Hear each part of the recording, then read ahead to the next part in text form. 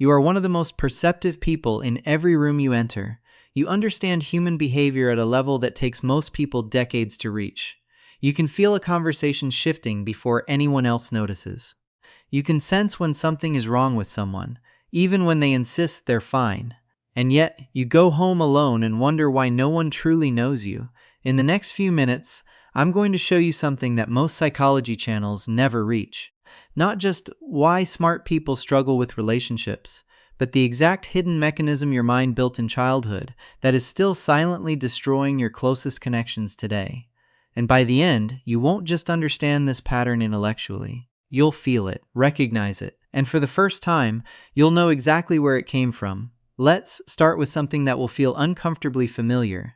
You have deep, meaningful conversations and still feel unseen. People love being around you, and you still feel fundamentally alone. You give so much in relationships, and somehow always end up emotionally empty. Most people assume this is a personality thing, an introvert thing, a you just haven't found your people yet thing. But the real reason is far deeper, and it starts with a decision your mind made before you were old enough to remember making it. When you were young, something happened. It didn't have to be dramatic. No single catastrophic event. No obvious trauma with a clear beginning and end. It was quieter than that.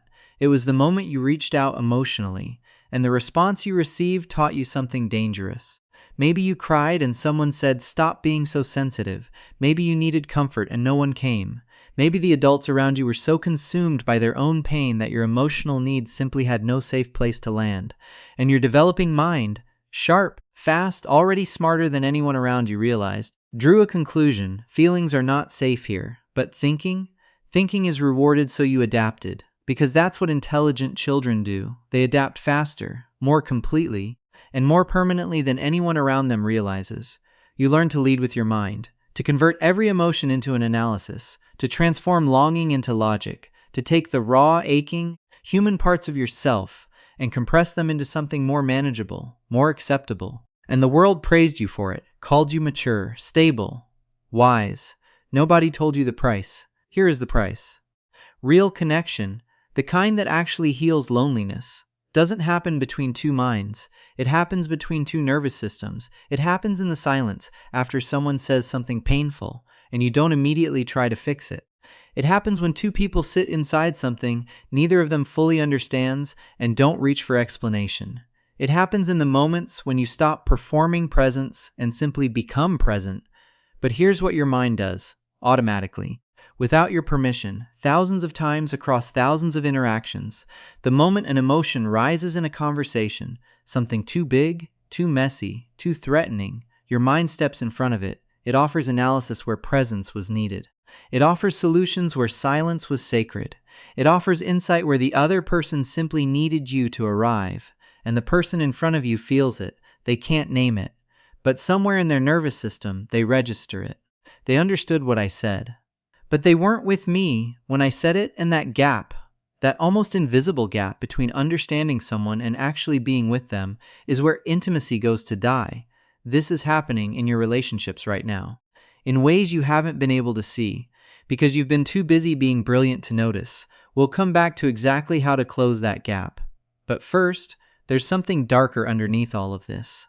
Something most people never discover about themselves. Your intelligence didn't just become your survival strategy, it became your identity. An identity, once formed, will do almost anything to protect itself. Think about what it would mean, really mean, for you to show up in a relationship without answers, without clarity, without the competence that everyone has come to rely on, to say, "I don't know, I'm scared. I need something I can't articulate from someone I can't control." What are you in that moment? Who are you, stripped of the intelligence? This isn't a question your conscious mind asks.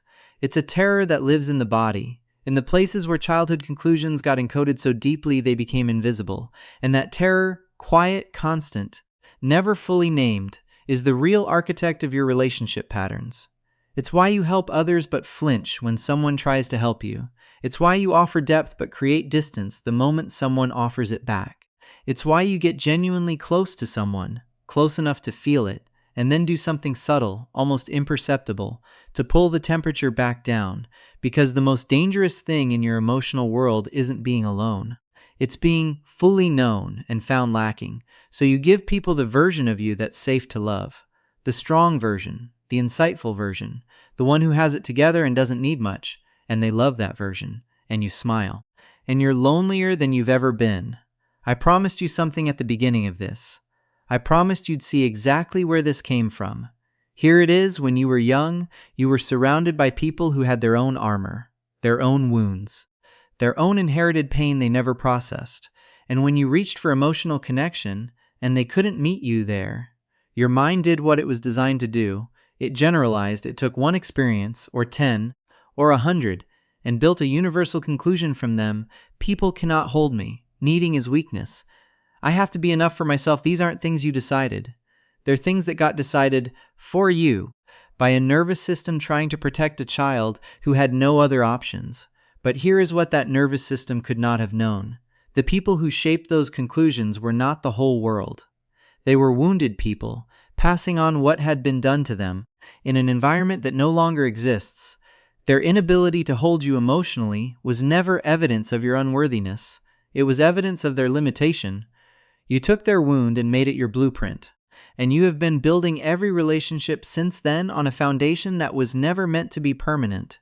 The cruelest part of this pattern, and stay with me here, because this is the part that will change something in you, is what it does to the people who genuinely love you. They feel the wall, not clearly, not consciously, but somewhere in them they sense it.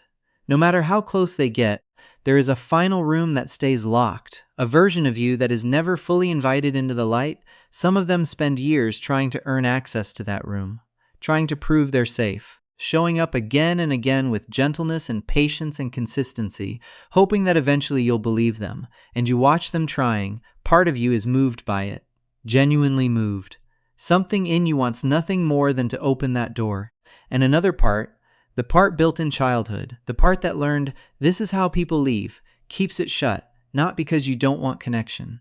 Because wanting something that can be taken from you is the most terrifying thing your nervous system has ever experienced. So you stay just close enough to feel something, and just far enough to stay safe, and you call it independence. And it is the loneliest thing in the world.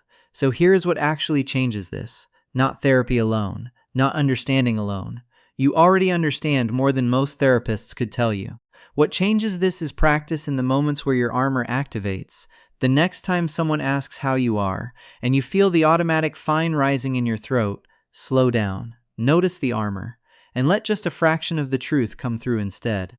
The next time you're in an emotional conversation and your mind rushes to explain, to fix, to make sense of what's happening, put the explanation down. Stay in the room. Let the silence be what it is. The next time someone offers you something, help, care, softness, and every instinct tells you to immediately return it, to balance the exchange, to make sure you don't owe anyone anything, let yourself receive it, without trading it away, without making it even.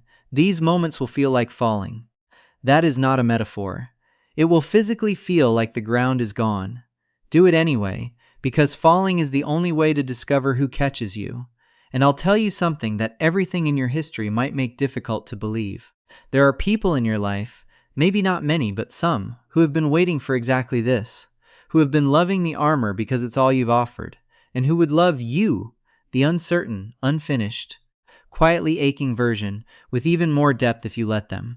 You didn't come into this world guarded. You came in open, feeling everything, needing everything, completely, dangerously, beautifully human. The armor came later. It came because it had to. It came because a child with your sensitivity in an environment that couldn't meet it had no other choice.